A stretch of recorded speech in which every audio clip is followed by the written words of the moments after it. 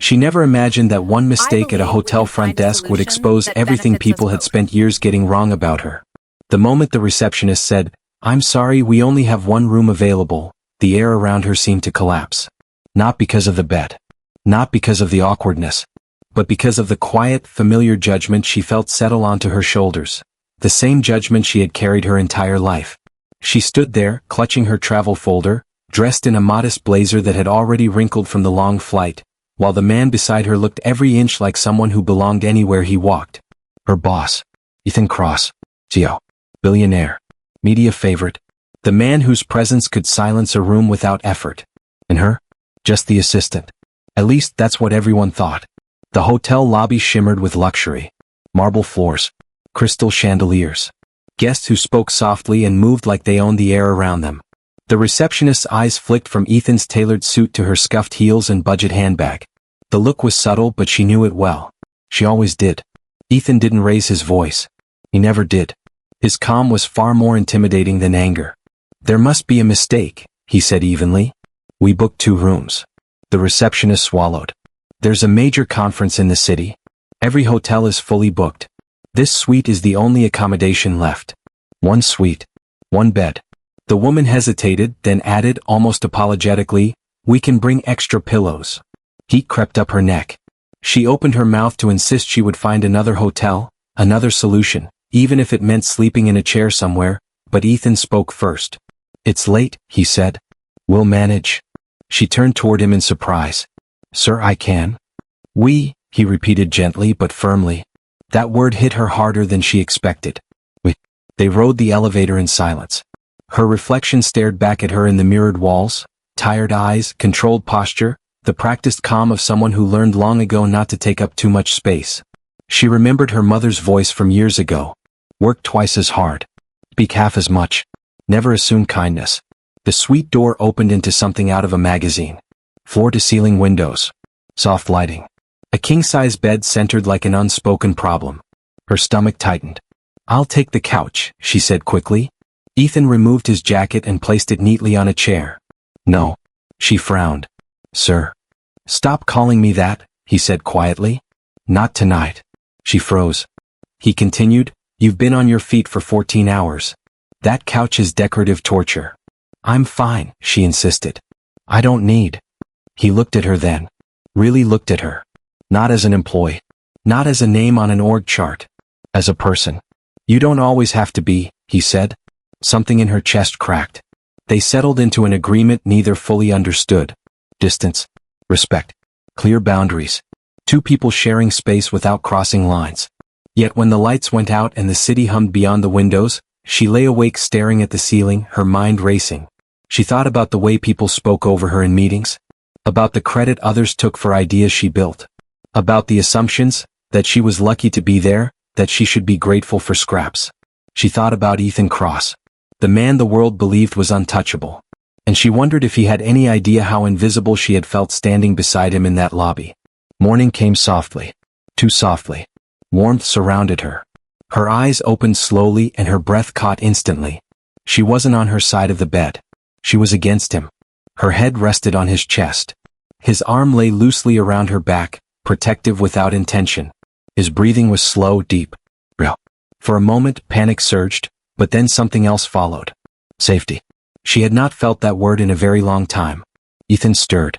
Their eyes met. Silence filled the space between them, heavy and unguarded. "I'm sorry," he said immediately, his voice rough. "I must have moved in my sleep." She shook her head. "It's okay." And she meant it. But neither of them moved. Because sometimes, the smallest moments carry the heaviest truths.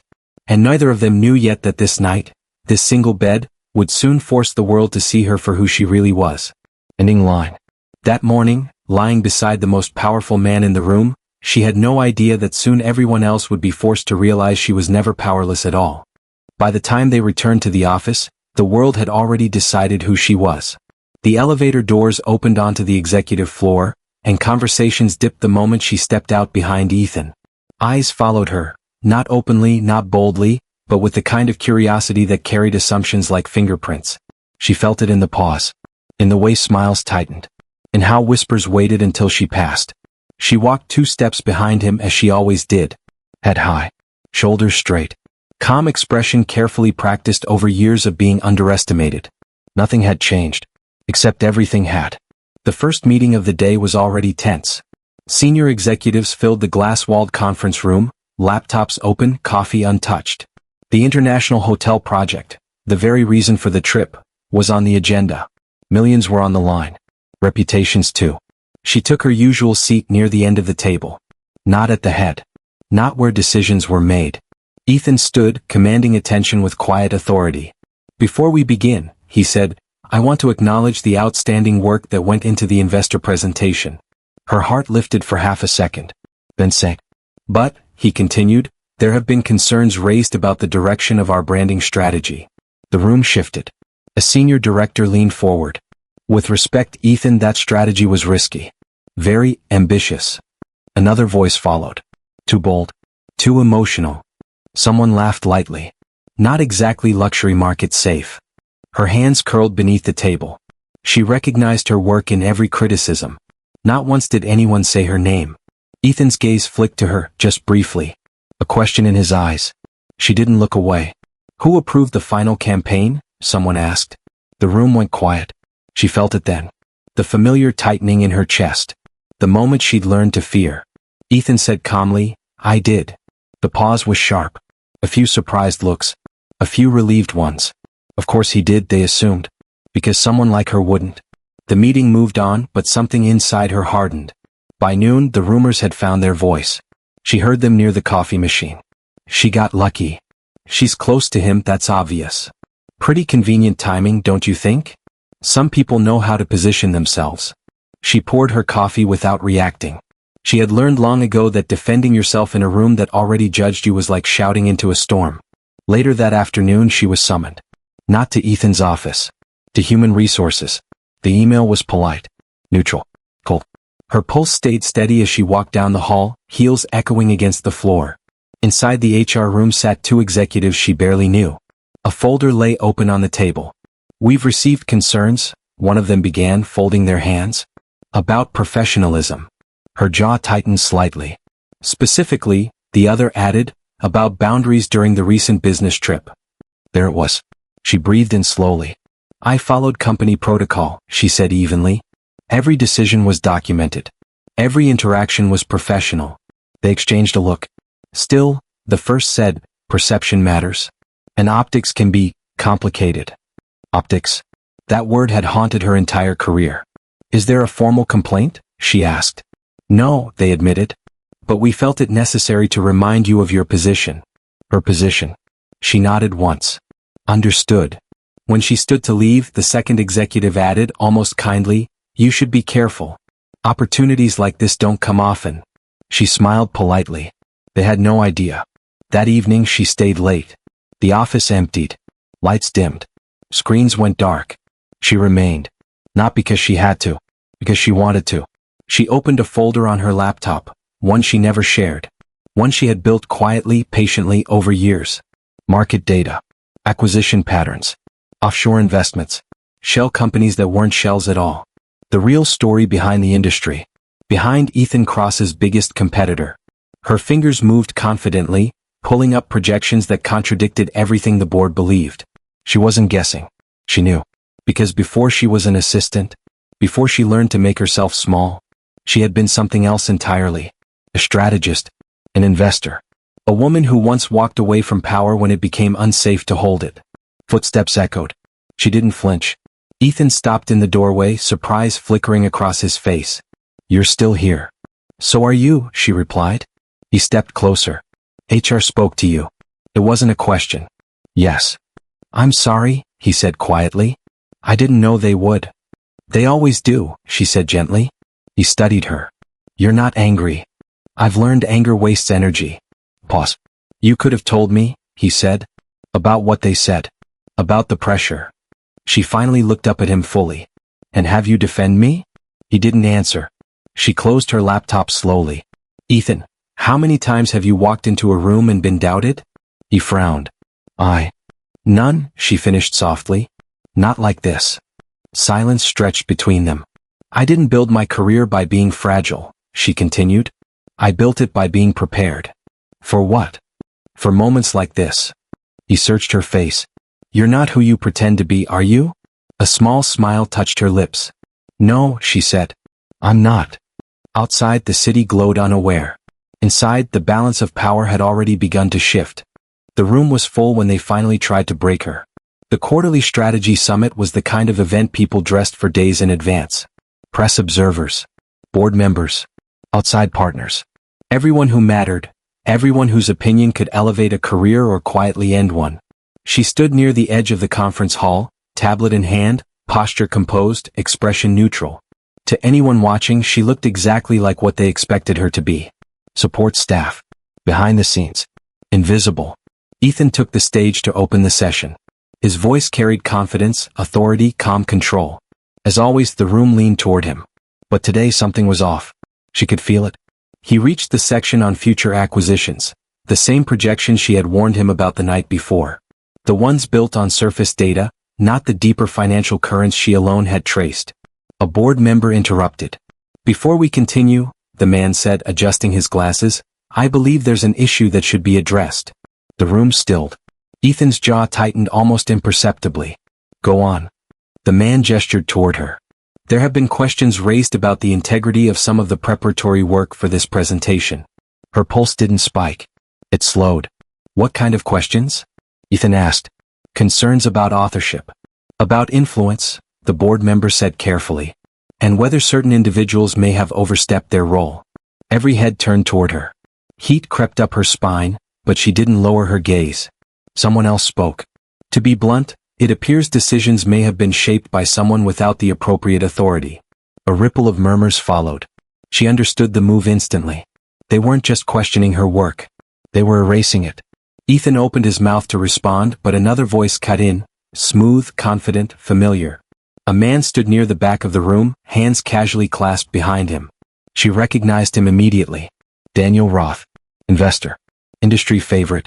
A man whose public image was spotless and whose private dealings were anything but. I think we should all be careful, Daniel said, smiling. Power dynamics can cloud judgment. Especially when personal relationships are involved. The implication landed like a blade. Gasp. Raised brows. Subtle nods. She felt the weight of humiliation press down, but she didn't move. Ethan turned sharply. That's inappropriate. Daniel shrugged. Transparency protects everyone. She took one step forward. Then another. The room went quiet. May I speak? She asked. A few surprised looks. A few annoyed ones. Ethan hesitated, then nodded. She moved to the center of the room, every eye on her now. Not as background. Not as furniture. As a problem. My name is being discussed as if I'm not here, she said calmly. So let me clarify a few things. She met Daniel's gaze directly. I did not influence decisions outside my role, she continued. I provided data. Verified projections. Risk assessments. Daniel smiled thinly. Which is admirable. But hardly decisive. She tilted her head slightly. You're right. The room shifted. Because the data I provided, she said, was already known to you. Daniel's smile faltered. She turned toward the board. Specifically, the offshore restructuring connected to Roth Holdings' Caribbean expansion. A sharp intake of breath echoed from somewhere. Daniel's face hardened. I don't know what you're implying. She tapped her tablet. The screen behind her lit up. Charts. Transfers. Shell accounts collapsing into a single origin. The information you buried, she said evenly. The one that would destabilize your valuation if exposed. Silence. Heavy. Absolute. Ethan stared at the screen. Board members leaned forward. Daniel's voice rose. This is highly inappropriate. She has no authorization to. I do, she interrupted softly. Then she looked at Ethan. For 5 years, she said, I operated as a silent consultant under a non-disclosure agreement for multiple international firms. I stepped away after reporting misconduct that nearly cost me my life. The room was frozen. I accepted this position, she continued, because anonymity is sometimes safer than power. Ethan's expression changed completely. You, he began. She nodded. I recognized Roth's patterns weeks ago. I warned you. You trusted surface confidence instead of uncomfortable truth. Daniel took a step forward. This is defamation. No, she said calmly. It's documentation. Security shifted uneasily. The board chair spoke slowly. Mr. Roth, would you care to respond? Daniel looked around the room. Allies who had once nodded now avoided his eyes. He said nothing. She turned back to the board. You question my role, she said. You question my integrity. But you never questioned why the numbers didn't add up. Her voice didn't shake. I stayed silent because silence keeps peace, she said. But it also protects the wrong people. Ethan stepped beside her. I owe you an apology, he said publicly, for not listening sooner. The words echoed louder than any accusation. Daniel was escorted out minutes later. The meeting adjourned in stunned silence. She stood alone afterward, heart steady, hands relaxed. Ethan approached slowly. Why didn't you tell me everything? She met his eyes. Because I needed to know who would listen when it mattered. He swallowed. And now? She closed her tablet. Now you know who I am. He nodded once. So does everyone else. But she knew something deeper had changed. They would never underestimate her again. The fallout didn't come quietly. It came in headlines, emergency calls, and closed-door meetings that stretched late into the night. By morning, the industry had shifted on its axis. Daniel Roth's name was everywhere. Investigations. Withdrawn partnerships. A sudden personal leave that fooled no one. The same outlets that once praised his brilliance now dissected his silence with surgical precision. And at the center of it all, her. She arrived at the office the next day to a different kind of attention. People stood when she entered rooms. Conversations paused, not with judgment this time but with awe. Executives who once spoke over her now waited for her input, pens poised, eyes attentive. Respect, she realized, sounded very different when it finally arrived. Ethan watched it happen from a distance. For the first time since founding the company, he wasn't the most powerful presence in the room. And that unsettled him more than he wanted to admit. By noon, the board convened an emergency session. She was invited. Not as support. As strategy. The board chair cleared his throat. Given recent revelations, we need guidance. All eyes turned to her. She felt the weight of it, but also the clarity. We stabilize first, she said calmly. Transparency with stakeholders. Distance from compromised partners. Then we rebuild, properly. Pause. Under whose leadership? Someone asked. The question hung in the air like a test. Ethan inhaled slowly. Under hers, he said. The room froze. She turned toward him, surprised. He met her gaze, steady and unguarded. She saw what we couldn't. She protected this company when we were blind to our own arrogance. Silence followed. Then nods. Not all were enthusiastic, but none objected. The decision was unanimous. She didn't smile. Power, she had learned, didn't need celebration. Later that evening, Ethan found her alone in the executive lounge. City lights reflected in the glass, framing her like a quiet force. You just handed me control, she said softly. I handed you trust, he replied. There's a difference. She studied him. This cost you authority. He exhaled. I've had authority my whole life. What I've lacked is perspective. She crossed her arms. And us. His jaw tightened, not in fear but in honesty. Us, he said, can't exist if I stand above you. She nodded slowly. Good. Because I won't stand beneath you. A beat. Then he smiled.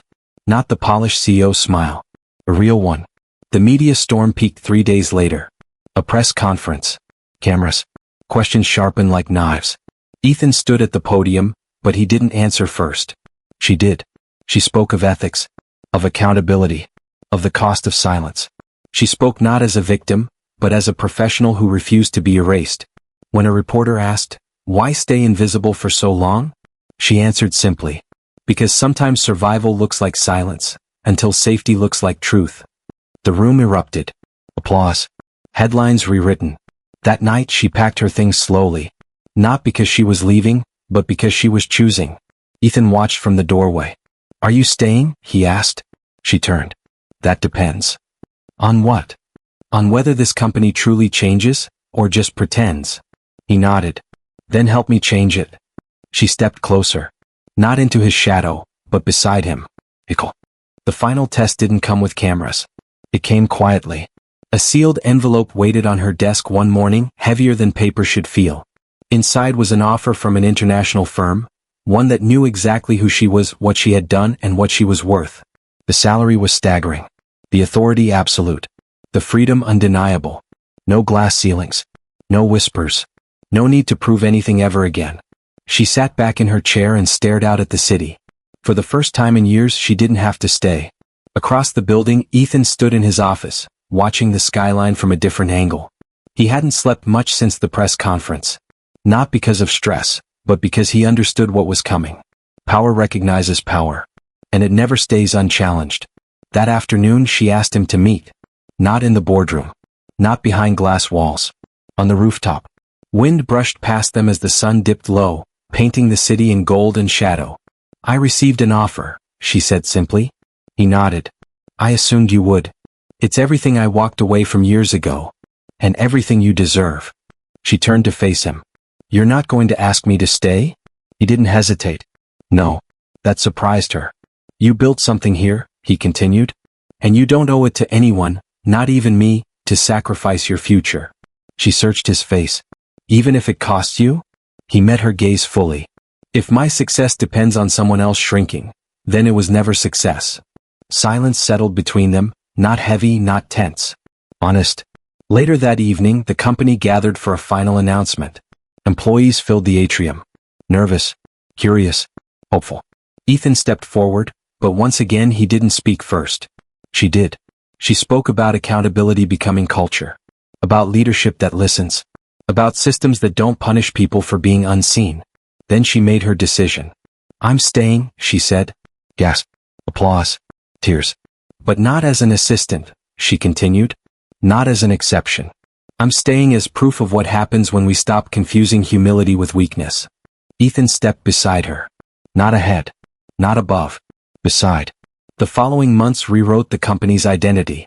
Policies changed. Promotions reflected merit. Voices once ignored became central. And her story? It traveled far beyond those walls. To women who were told to wait. To professionals who were told to be grateful.